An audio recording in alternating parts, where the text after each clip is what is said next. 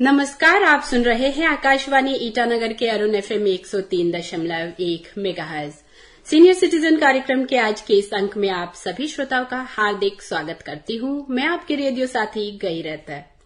श्रोताओं, आज senior citizen कार्यक्रम के इस अंक में हमारे स्टूडियो में हमारे साथ जुड़ रहे हैं बहुत ही शांत स्वभाव के और सादगी से भरी शख्सियत, एक रिटायर्ड चीफ इंजीनियर श्री केंजोम एते। सर, आपका हमारे स्टूडियो में और इस कार्यक्रम में बहुत बहुत स्वागत है। मैं सबको मेरी तरफ से गुड मॉर्निंग, आदाब, नमस्कार और खास करके मेरे गालो भाइयों को रोगम्बे और मैं आप सबको ऑल इंडिया रेडियो को, एफएम रेडियो वालों को मैं धन्यवाद देता हूं कि आज मेरे को आपके यहाँ स्टूडियो में आने के लिए। तो शुरुआत हम आपकी शुरुआती दिनों से ही करना चाहेंगे। तो हम ये जानना चाहेंगे कि आप बेसिकली कहाँ से हैं और इंजीनियरिंग तक का जो सफर है वो आपने कैसे तय किया? वैसे तो मैं बेने विलेज गांव का हूं जो वेस्ट सियांग में है। मेरा जन्म आलोंग में हुआ जहां तक मेरे को मालूम है। छोटे से मेरे पिताजी गांव में नहीं रहे। पियोन के नौकरी से लेके एएलसी के नौकरी, फिर वो पीआई बने, फिर पॉलिटिकल असिस्टेंट बने और वो आलोंग में ही थे। मेरे को जहां तक मालूम है, जो बताया गया, क्योंकि वो लोग पढ़े लिखे नहीं थे तो जन्म कब हुआ एग्जैक्टली इनको भी मालूम तो नहीं है। फिर भी मेरे को ये बताया गया कि 1962 शायद 26 जनवरी को मेरा जन्म हुआ था। मेरे माँ को इतना तो याद है कि मेरा जन्म 26 जनवरी को हुआ था। अच्छा। और फिर भी ऐसे तो सर्विस रिकॉर्ड में मेरा जन्म जो है 16 अप्रैल 1962 का ही है। तो जन्म हुआ वहां पे पीआई कॉलोनी में। फिर वहां से हम 1964 में, मैं छोटा था तब, हम लोग का अभी जो घर है शिपू कॉलोनी, वहां शिफ्ट किया। और 1966 में जब पहली बार आरके मिशन शुरुआत हुआ तो वहां पे मैं शायद 4 या 5 साल का था। वहां मेरा एडमिशन हुआ। मैं हॉस्टल नहीं बैठा, मैं as a day scholar. RK mission शुरू किया था, एक कच्चे से स्ट्रक्चर है। तो मैं डे स्कॉलर था। करीबन 5 किलोमीटर अप एंड डाउन मैं पैदल जाता था। तो शुरुआती जो आपका दौर है स्कूल का भी तकलीफ तो था उन दिनों, ना तो कोई इलेक्ट्रिसिटी वगैरह था। शुरुआत 66 में एक ही क्लास में हम सब, एग्जैक्टली मेरे को याद तो नहीं है, काफी स्टूडेंट्स एक साथ में ही हुआ, एडमिशन कराया गया। उसके बाद स्कूल को, क्योंकि क्लासेस को आगे बढ़ाना था, तो हमसे जो उम्र में जो हमसे बड़े थे, जैसे हमारे असी मारनिया एते साहब है, गामली पादू साहब, मेरे बड़े भाई डॉक्टर केनी एते है, इन लोगों को प्रिपरेटरी ए से क्लास 1 में इन लोगों को डबल प्रमोशन। अच्छा। लेकिन क्योंकि हम लोग उम्र में छोटे थे, हम लोग ए से बी से 1 से 2 उसी तरह करके आपका शुरुआती जो दौर है वहां शुरू किया। हम लोग खुद जंगल जाके पत्ता काट के लेके आते थे, क्योंकि पत्ते में खाना होता था जंगल के उसमें। एक डिसिप्लिन लाइफ से शुरुआत हुआ। 69 में हम लोगों ने शिफ्ट किया। आरके मिशन का जो अभी का जो ऊपर का जो परमानेंट स्ट्रक्चर है वहां 1969 को। 67 में आपका प्रधानमंत्री जी आई थी, इंदिरा गांधी, उन्होंने फाउंडेशन ले किया। उसके बाद 2 साल के अंतराल में वो बिल्डिंग बना, एसपीटी बिल्डिंग जो बोलते हैं। फिर 69 में वहां शुरू हुआ। मैं वहां आरके मिशन तक 1974 तक मैं वहां पढ़ा, क्लास 7 तक। और उसके बाद क्योंकि उसके आगे क्लासेस नहीं था आरके मिशन में। अच्छा, क्लास 7 तक ही था। 7 तक ही था उस वक्त। तो हम लोगों को वहां से आरके मिशन नरेंद्रपुर, जो कि कलकत्ता में है, तो Belur Math and Martin mission के अंदर में है। तो हम लोग 5 जन थे उस वक्त। हम लोगों को वहां भेजा गया। तो हम लोग वहां क्लास 8, 9, 10 वहां से हमने क्लास 10 का एग्जाम दे के पास आउट होके फिर मैं वापस आलोंग आया, क्योंकि 12 साल आरके मिशन में पढ़ने के बाद दिल में सोचा कि थोड़ा स्कूल को, इंस्टीट्यूशन को बदल के देखते हैं। वहां 11-12 का पढ़ने का ऑप्शन तो था। दिल्ली में मेरे को एडमिशन मिला था। फिर भी मैं आलोंग के हायर सेकेंडरी स्कूल में मैंने वहां से मैंने क्लास 11 एंड 12 में वहां से पढ़ाई किया। वहां से आलोंग हायर सेकेंडरी स्कूल से फिर वहां से, और मैं आपको ऐसे तो मार्क्स को बताने में बड़ा शर्म लगता है, पर उन दिनों 1980 मैंने क्लास 12 का बोर्ड एग्जाम दिया था। मेरे को 73% मिला था। और आपको सुन के ताज्जुब होगा मैं अरुणाचल का टॉपर था लोकल स्टूडेंट्स में, और ओवरऑल मेरिट में मेरे को बताया गया था कि मैं सेकंड हूँ। अच्छा। और उसके बाद मैं इंजीनियरिंग की पढ़ाई के लिए उन दिनों अभी की तरह एग्जाम नहीं होता था कॉलेज वगैरह के लिए, एंट्रेंस एग्जाम टेस्ट नहीं होता था। हम लोगों को बेस्ड ऑन मेरिट यहाँ पे जो ये आपका जो सीट्स अरुणाचल के लिए जो आता था करीबन 150 सीट, और उन दिनों मुश्किल से एप्लीकेंट होते थे 30-40, और उसमें मेरिट से हम लोगों को बुलाया जाता था। जो टॉपर होगा उसको बुलाएगा सीट एलोकेशन के लिए। अच्छा, सीट एलोकेशन करता था हमारे जो चीफ इंजीनियर हुआ करता था उस दिनों CPWD का एक ही ऑफिस था, चीफ इंजीनियर का ऑफिस से अलॉटमेंट होता था। तो हम लोग वो जो मोप 2 पे जो अभी का जो ऑफिस है सबसे पुराना ऑफिस, तो वहां तो मैं पहले तो लिया था मैकेनिकल इंजीनियरिंग का ब्रांच। मैंने त्रिवेंद्रम का सीट लेके मैं निकल गया था दिल्ली जाने के, फिर भी मेरा टारगेट था दिल्ली में पढ़ने का। तो मैं दिल्ली होते हुए गया, मेरे को दिल्ली में मैं क्योंकि लेट हो गया था तो दिल्ली में सीट नहीं मिला, मगर दिल्ली में मेरे को खबर मिला कि मेरा सीट जो है बदल दिया गया है। मेरे फादर आलोम से आए, शायद ईटानगर आया, उसने बोला कि इतना दूर अकेला केरला में रहेगा, तो यहाँ पे वो रिक्वेस्ट करके बिना मेरे को पूछे उसने मेरा सीट बदल दिया उन दिनों के उत्तर प्रदेश में पंतनगर। अच्छा। जो कि नैनीताल डिस्ट्रिक्ट में है, गोविंद बल्लभ पंत कृषि एवं प्रौद्योगिकी विश्वविद्यालय। तो मैंने वहां से अपना इंजीनियरिंग सिविल इंजीनियरिंग 84 में 80 से 84 4 साल वहां बेहतरीन साल गुजारा। अच्छा कॉलेज है वहां भी, फर्स्ट डिवीजन में पास आउट किया, 70% मिला था। फिर मैं वापस आया, और उन दिनों यहाँ पे आपका एक्चुअली नौकरी का जहां तक सवाल है, हम आके ही अपना रिजल्ट लेके आए, और यहाँ जो PWD का जो सेक्रेटेरिएट होता है, सेक्रेटेरिएट में जाके एप्लीकेशन एक हम लोगों ने दिया कि हम ऐसे ऐसे ग्रेजुएशन हमने कर लिया, हमें कोई नौकरी दिया जाए। और 3 महीने के अंदर हमें, उन दिनों PWD नहीं था एक्चुअली, इट वाज CPWD। तो CPWD में क्योंकि रिक्रूटमेंट UPSC की तरह होता है, फिर यहाँ पे PWD का एक ब्रांच खोलने का सरकार का प्रोग्राम था। उसके तहत हम लोगों को CPWD के कोटा के अगेंस्ट में हम लोगों को अपॉइंटमेंट दिया गया as direct recruit assistant engineer. तो अब मैं 84 के जून में पास आउट किया अपना कॉलेज से, और 22 अक्टूबर 1984 को मेरे को नौकरी मिल गया। कॉलेज से निकलने के साथ साथ कॉलेज के निकलने एक साल भी नहीं ना।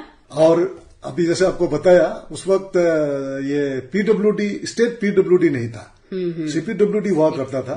और उस टाइम के जो सरकार था अपने यहाँ पे स्टेट गवर्नमेंट, तो उनका भी एक ये था कि अपने लोकल लड़कों को फ्यूचर को देखते हुए कि स्टेट PWD बनाया जाए।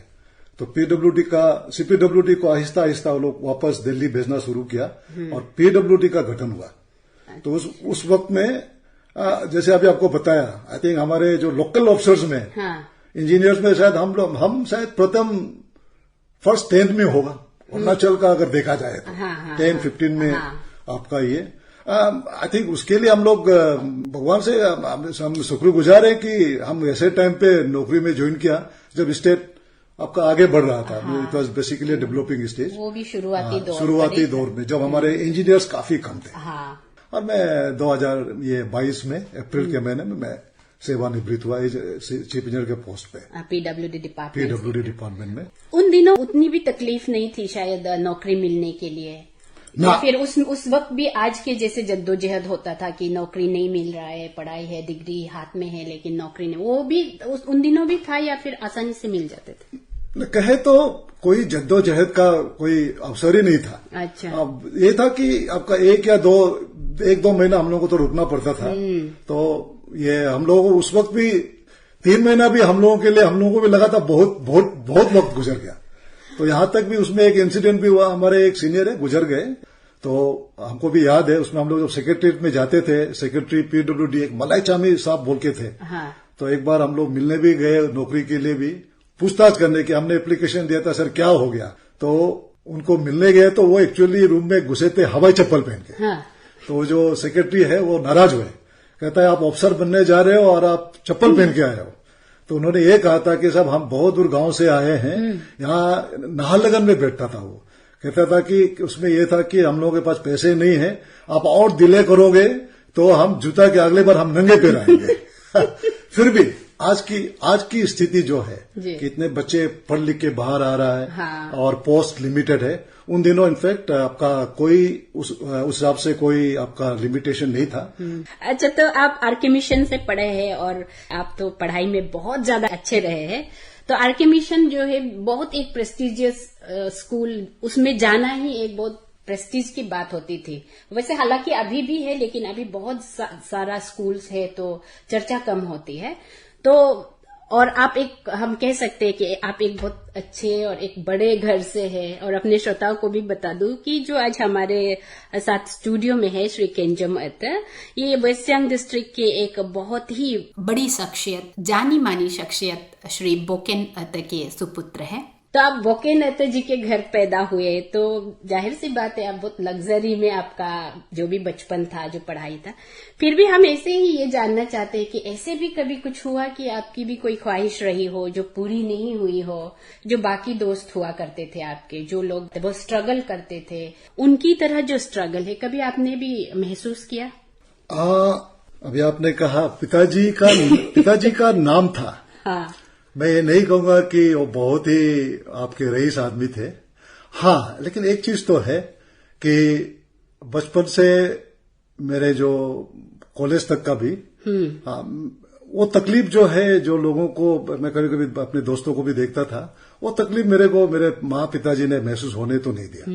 मगर शुरुआती दौर में स्कूल का जो दौर है, तो क्योंकि मैं मेरे फादर से मैं बहुत डरता था। हाँ। ये तो जाहिर सी बात है। जनरली अपने घर परिवार में जो होता है कि माँ से ज्यादा बच्चे जो है खुला रहता है। हाँ। तो उस वक्त भी आरके मिशन में जब हम लोगों को जब पढ़ाई शुरू हुआ, तो कभी कभार मेरे को ये जैसे नोटबुक्स वगैरह खरीदना पड़ता था।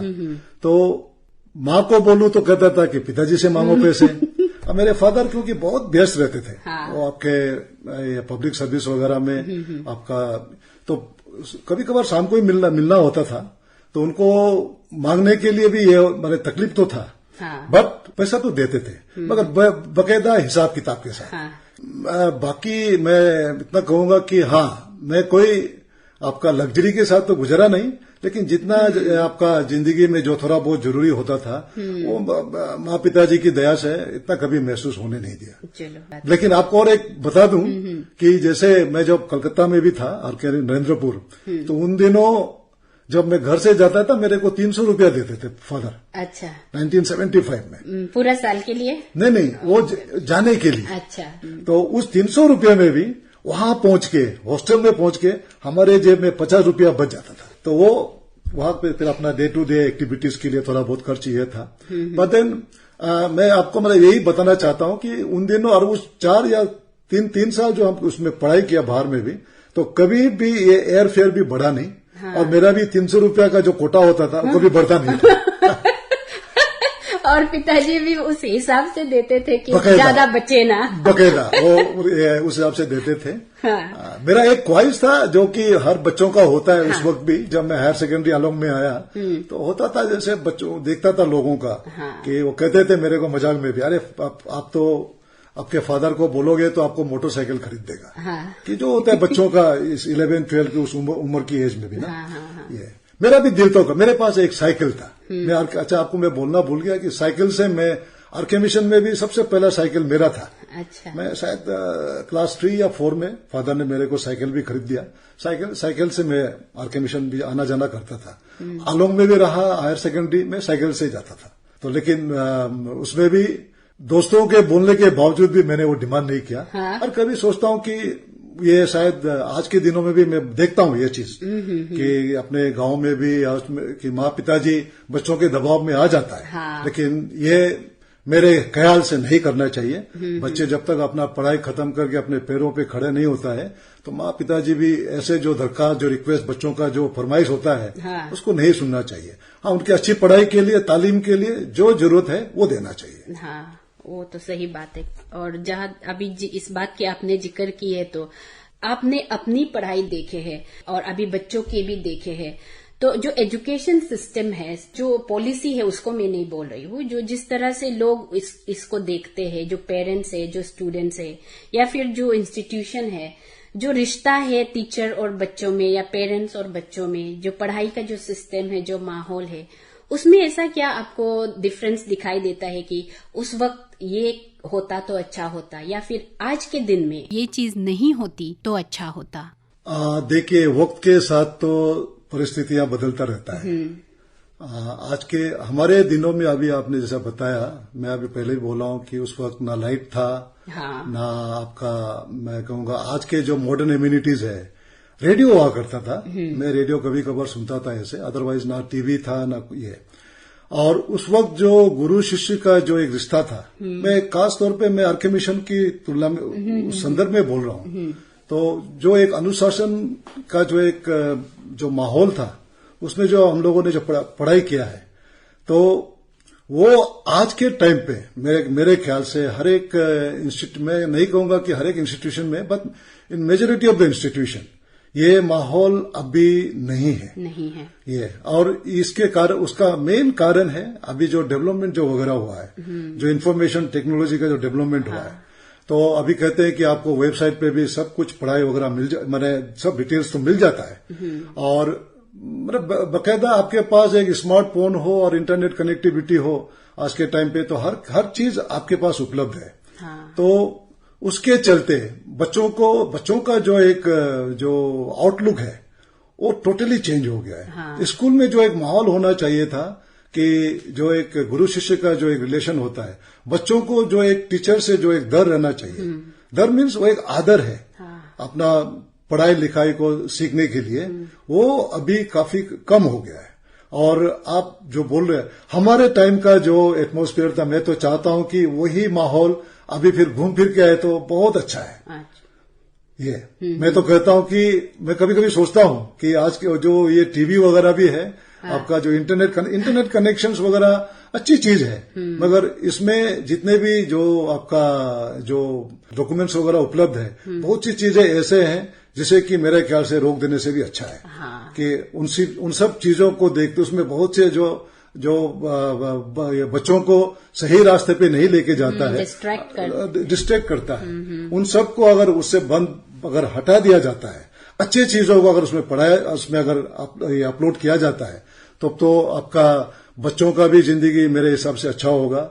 ये जो ज्यादा एक्सपोजर जो है, उसके चलते अभी मेरे ख्याल से माहौल काफी बिगड़ गया है। और बच्चों का पढ़ाई लिखाई ऐसी बात नहीं है, जो अभी भी बहुत से बच्चे ऐसे हैं जो डिवोटेड हैं, जो अपने पढ़ाई लिखाई में डिवोटेड है। बट बड़े दुख के साथ ये बोलना पड़ता है कि मेजोरिटी ऑफ द केसेस बच्चे अपने रास्ते से भटक जाता है और आपका अच्छी तरह पढ़ाई लिखाई खत्म नहीं करके सोसाइटी के लिए, अपने माँ बाप के लिए एक बोझ बन जाता है। हम अगर पेरेंटिंग की बात करें तो आपके हिसाब से आप तो जॉब पे रहे हैं, और ऐसे भी हो सकता है कि आप पूरे फैमिली को अपनी हर प्लेस पे, पोस्टिंग प्लेस पे लेके नहीं भी जा सके होंगे। तो पेरेंटिंग में जो जिस तरह से बच्चों को बड़ा करना, उनको संस्कार सिखाना, पढ़ाई में उसका मन लगाना, इसमें जो माँ का जो रोल होता है, क्या कहेंगे उस पर? आपने सही बोला। एक्चुअली मैं आपको एक चीज ये बता दूं कि नौकरी के वक्त मैं अरुणाचल के करीबन सब डिस्ट्रिक्ट्स को कवर किया हूं। और आपने जैसा बताया, मैं कहूंगा मैं परिवार के तौर पे जिंदगी भर मेरा लक अच्छा रहा कि मेरी परिवार मेरे साथ हमेशा रहा, जहां भी पोस्टिंग में गया। और मेरे बच्चों का जहां तक पढ़ाई लिखाई है, परवरिश है, ये इसका पूरा श्रेय मेरे धर्मपत्नी को जाता है। अच्छा। दुप्पू कामदू कहते हैं। मैं पूरा श्रेय मेरे पत्नी को देना चाहता हूं, क्योंकि मैं सही में जब भी मैं अपने जॉब जो मैं करीबन 37 इयर्स का जो मैंने नौकरी किया, मैंने तन मन धन से मैं अपना पूरा वक्त, ज्यादातर वक्त मैंने सरकार को दिया। ऐसा नहीं है कि मैंने छोटे के वक्त मैंने साथ नहीं दिया, साथ तो दिया, मगर उनका जितना भी पढ़ाई लिखाई, मैं पूरा श्रेय मेरे पत्नी को देना चाहता हूं। और सही बात है, आपका अगर घरवाली अगर अच्छी हो तो संसार बसता है, अच्छा चलता है। और घरवाली अगर थोड़ा आपका सही रास्ते पे नहीं लेके जाए तो परिवार भी टूटता है। और उसी संदर्भ में कहूंगा कि बच्चों का भी परवरिश हम लोगों ने भी पूरी कोशिश की है कि बच्चों को एक अच्छा उनको ये क्या कहते हैं कि अनुशासन दे।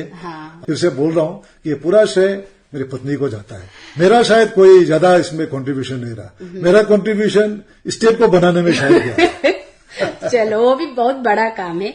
तो जैसे अभी आपने कहा आप बहुत सारी जगहों पे गए हैं, यहाँ मैं आपके जॉब को लेकर एक बात पूछना चाहूंगी कि जैसे आजकल होते हैं कि कई लोग ऐसे हैं कि आपको तबादला भी हो तो भी आप हिलेंगे नहीं, मतलब, और ऐसे कुछ लोग हैं जिनकी पकड़ अच्छी हो तो वो कभी जाते ही नहीं है, उनका कभी ट्रांसफर ही नहीं होता है। कई लोग तो अपना पूरा लाइफ एक ही जगह पे बिताते हैं। क्या कहना चाहेंगे आप अरुणाचल के संदर्भ में ये जो बोला, मैं पूरी तरह से मैं सहमत हूं कि, और लेकिन ये एक मैं कहूंगा कि एक सही प्रथा नहीं है। हाँ, बिल्कुल। अच्छा, एक चीज मैं फ्रेंकली बताता हूं, मेरे सर्विस लाइफ में भी मेरे को जब भी ट्रांसफर हुआ मैंने कभी मना नहीं किया। हाँ, एक बार मेरे को तकलीफ ये हुआ था जब मैं बोलेंग में था, तो मिड सेशन मीन्स नवंबर के महीने में मेरे को वहां से ट्रांसफर का प्रोग्राम, ये प्रपोजल सरकार के तरफ से था। तो उस वक्त मेरी जो बड़ी बेटी है वो पासीघाट में क्लास 12 में पढ़ रही थी। क्लास 12 का एग्जाम अगले उसके नेक्स्ट ईयर के मार्च में था। तो उस वक्त मैंने जाकर एक बार रिक्वेस्ट किया कि मेरे को मार्च जिस दिन मेरी बेटी का एग्जाम, बोर्ड एग्जाम खत्म हो जाएगा, मैं चला जाऊंगा। तो और उस वक्त भी मैंने सरकार को ये रिक्वेस्ट किया कि आप लोग से मेरी रिक्वेस्ट है कि जो ट्रांसफर पोस्टिंग होता है तो साल के फाइनेंशियल के शुरुआत में, दैट इज मई जून, उसमें करना चाहिए। बाकी रहा आप कि अभी जो तबादला होता है, जाते नहीं है। हाँ, ये सरकारी मुलाजिम है तो अपने टाइम पे, मैं तो मेरे जितने भी स्टाफ था, मेरे साथी कॉलीग्स को भी मैं हमेशा बोलता हूं, सरकारी खर्च पे आप अरुणाचल को देखिए, क्योंकि हम तो स्टेट सर्विसेज के हैं, हमें तो बाहर कहीं जाना नहीं है। तो आप उस पे हर एक जगह पे जहां भी आपका पोस्टिंग होता है, 3 साल 4 साल 5 साल हो गया, तबादला होता है, आप बोरिया बिस्तर बांध के चले जाइए। तकलीफ होता है, ऐसी बात नहीं। कोई कोई का माँ पिताजी बीमार है, कोई का स्पेसिफिक केसेस होते हैं, मगर उसमें भी एक चीज ये समझना चाहिए, दुनिया में कोई इंसान आया है, उसका तो हर एक का बूढ़ा माँ पिताजी होगा, वो भी एक दिन बूढ़ा हो जाएगा, बीमार होगा, ये सबके साथ होता है। कोई स्पेसिफिक कोई जस्टिफाइड रीजन है कि बच्चों की पढ़ाई के लिए या माँ पिताजी सही में ऐसे बीमार है जिसका कि जहां पे पोस्टिंग होगा वहां पे उसका इलाज होना मुश्किल है, उसके लिए आप इक्का दुक्का रिक्वेस्ट कर सकते हो। अदरवाइज बीमारी जो है वो तो बीमार इंसान पैदा हुआ है तो बीमार होगा। उसके बाद ये तो एक जगह पे बैठा रहना तो बहुत गलत चीज है। मैं तो ये नहीं बोलूंगा कि एक अच्छी चीज है। और मैं अपने दोस्तों को, खास करके मेरे जो आलोंग के जो ये अपने जो कोलीग्स थे काफी, तो उनको मैं पहले ये भी बोलता था, मेरे कुछ टीचर्स दोस्त हैं, तो मैं उनको मजाक में भी बोलता था कि मैं कभी गलती से आपके एजुकेशन डिपार्टमेंट का इंचार्ज हुआ तो मैं एक ये इंश्योर करूंगा कि हमारे वेस्ट सियांग जिला में, हमारे जो वेस्ट सियांग के कोई भी, सिर्फ एजुकेशन डिपार्टमेंट के नहीं, बाकी सब डिपार्टमेंट के भी टीचर जो भी एम्प्लॉय है, उनको सबको तवांग से लेके हर एक दूसरे डिस्ट्रिक्ट में पोस्टिंग किया जाए और हमारे वहां दूसरे डिस्ट्रिक्ट से आपका ये पोस्टिंग पे आए। और साथ ही साथ मैं आपको ये बता दूं कि मेरे पूरी सर्विस लाइफ में ऑफिशियली मैंने कभी भी आपका वेस्ट सियांग में मैंने कभी पोस्टिंग नहीं लिया। बोलेंग रहते हुए आलोंग का मैं एक एसी के चार्ज में 3 महीना करीब वो आलोंग का काम देखा था। अदरवाइज ऑफिशियली मैंने कभी वहां अपना ये पोस्टिंग नहीं लिया। वही, अगर ईमानदारी से बताओ तो अगर कोई और होता है अभी मेरे सामने तो ये सवाल मैं करती नहीं, लेकिन मैंने जहां तक आपको जाना है, जिस तरह के आप इंसान हैं, इसीलिए मैंने ये सवाल पूछा था। अगर कोई और होता तो शायद मैं भी पूछती नहीं। तो हम आपके जो एक्सपीरियंस है, लाइफ का जो अनुभव है, उसको तो हम मतलब ऐसे बैठ के पूरा दिन सुनने का मन तो कर रहा है, बट हमारे समय की पाबंदी है, तो हम यहीं पे अपना जो आज का ये अंक है सीनियर सिटीजन का, इसको यहीं पे हम समाप्त करना चाहेंगे। तो आप अपनी तरफ से, जो हमारे श्रोता हमें सुन रहे हैं, खास करके जो हमारे अभी के यंगस्टर्स हैं, उनको क्या मैसेज देना चाहेंगे? सबसे पहले तो मैं अभी के जो यंगस्टर्स हैं उनको यही बोलना चाहूंगा कि जिंदगी में जो है आपका सब चीज हासिल नहीं होता है। उसके लिए मेरा जो एक अपना शब्द है वो डिसिप्लिन जो कहते हैं, अनुशासन। जिंदगी अगर अनुशासन के साथ चले तो मेरे ख्याल से आपको जो हासिल करने का जो रास्ता है वो मिल जाएगा, भले ही हासिल ना हो। पहले जैसा बताया, आप कोशिश करिए, बाकी भगवान के ऊपर छोड़िए, नंबर 1। दूसरे नंबर पर मैं माता पिता जो होता है, माता पिता अपने अनुभव से सब चीज बताता है। आदर करना सीखिए अपने माता पिता को। माता पिता सिर्फ नहीं, माता पिता नहीं, अपने जितने भी बुजुर्ग हैं, जो सीनियर्स हैं, सीनियर्स अपने एक्सपीरियंस से आपको गाइड करता है, तो उनके बताए हुए रास्ते पे चलिए। और जो हमारे स्पेशली अरुणाचल के जो यंगस्टर्स हैं जो बाहर जाते हैं पढ़ाई के लिए, वो एक चीज याद रखें कि वो बाहर जाते हैं, दिल्ली गया, बेंगलोर, बॉम्बे, बाहर के जितने भी सिटीज में पढ़ते हैं या कोई इवन बाहर कंट्रीज में भी जा रहे हैं, वो हमारे अरुणाचल के एक एम्बेसडर है। तो बाहर कहीं भी जाते हैं तो वहां अच्छे से आप बिहेव करें, सबके साथ मिलके रहें, अच्छे बर्ताव करोगे तो नाम आपका, आप अकेला का नहीं, हमारे स्टेट का भी नाम रोशन होगा। तो वहां पे जाके ये जो हमारे यहाँ जो होता है कि एसोसिएशन यूनियंस वगैरह बनाने का, तो ये जरूरी तो है। अपने दोस्तों के साथ जान पहचान, अरुणाचली वालों के साथ भी जान पहचान होना बहुत जरूरी है, मगर वो एक सेकेंडरी स्टेप होना चाहिए। ज्यादा आपका जो ध्यान होना चाहिए पढ़ाई पे। आप अच्छी तरह पढ़ाई करें, आपका जो भी काबिलियत है उसके हिसाब से आप अपने पैरों पे खड़े होने की कोशिश करिए।